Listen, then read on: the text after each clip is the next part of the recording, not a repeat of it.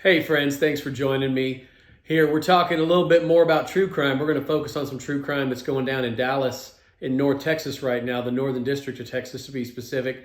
There's a federal murder for hire case that just recently got wrapped up involving a lady named Jennifer Lynn Faith, I believe, and she had orchestrated through using fake email accounts and her telephone to some degree, her boyfriend from another state to come to Texas and murder her husband. Apparently, these are the allegations, and ultimately part of what was pled guilty to. And what's crazy about that is, again, don't want to make a federal case out of it, because using things like computers and phones, things that can be tracked and monitored, and more importantly, opened up, the digitized information within, even if it's deleted, isn't really gone unless a very, very extensive destruction process.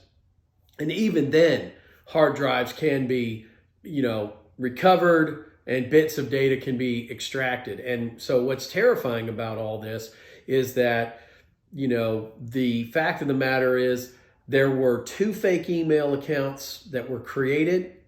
They were used to correspond by the defendant, by this Miss Jennifer lady, to her lover, to her paramour, in a different state. He actually drove to Texas, gunned down her husband in front of her on the street in a very bloody and horrific way. And then, unfortunately, he was just all embroiled in this plot and totally believed that she was the victim of some serious abuse and that he was coming here to be her white knight.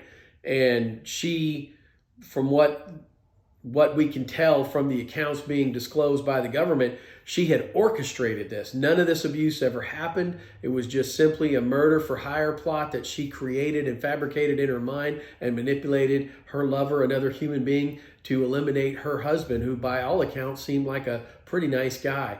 The whole thing is just tragic, and it's sad. And we're talking about 2 different families' lives that have been ruined. And all of it was, avoidable and not fair, right? And somebody was gunned down in a very horrific way on a morning walk on the streets of Dallas, Texas.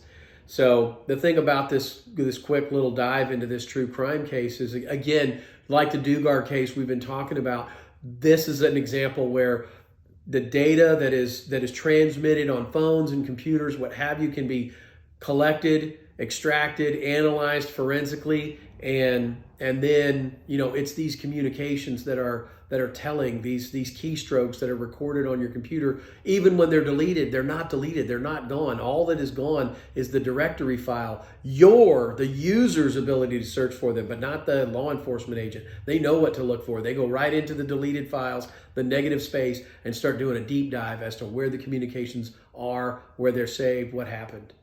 Anyway, hope this has been enlightening for you as it has for me. I love diving into true crime. Thank you for joining me. We'll see you soon in the studio.